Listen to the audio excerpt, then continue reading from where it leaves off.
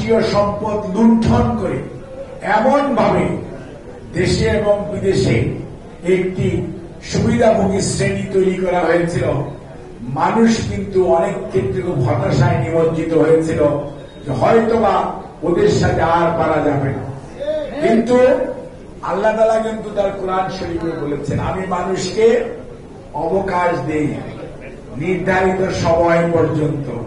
নির্ধারিত সময়ের মধ্যে যদি ফেরত আসে খুবই ভালো, না আসলে উলট পালট করে দেই।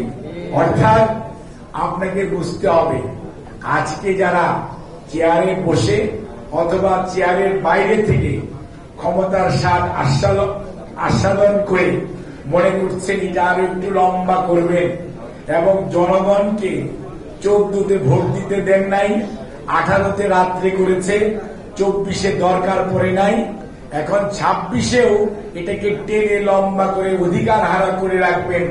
আমার মনে হয় সেই সুযোগ হয়তো ষড়যন্ত্র করতে পারেন, কিন্তু গণতন্ত্রকামী মানুষ আজকে বিএনপির ভারপ্রাপ্ত চেয়ারম্যান জনাব তারেক রহমানের নেতৃত্বে শুধু বিএনপি নয়, গণতন্ত্রকামী মানুষ ঐক্যবদ্ধ এবং দেশের মানুষের আশা এবং ভরসার স্থল গণতন্ত্রের মা দেশনেত্রী বেগম খালেদা জিয়া।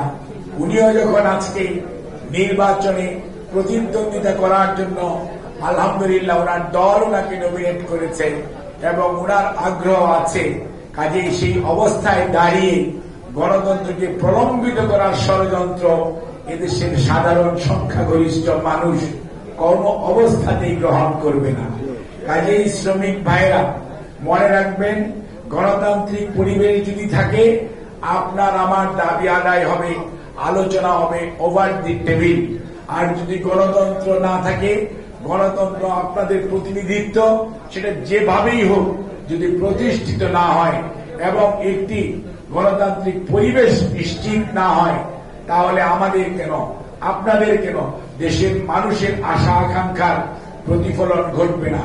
কাজে এই অবস্থায় আমাদের এখন সবচেয়ে বড় দরকার, সেই 6 নভেম্বর রাত্রে যেমন সিপাহী জনতার ঐক্য হয়েছিল, ঠিক একই ধরনের ঐক্য আজকে আমাদের সকল শ্রেণী পেশার মানুষের দরকার।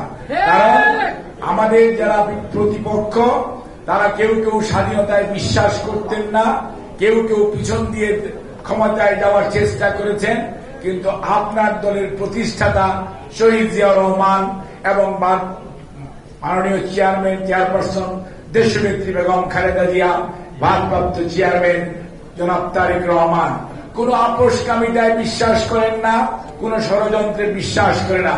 বিএনপি জনগণের ভালোবাসায় সিক্ত হয়ে দায়িত্বপ্রাপ্ত হতে চায়।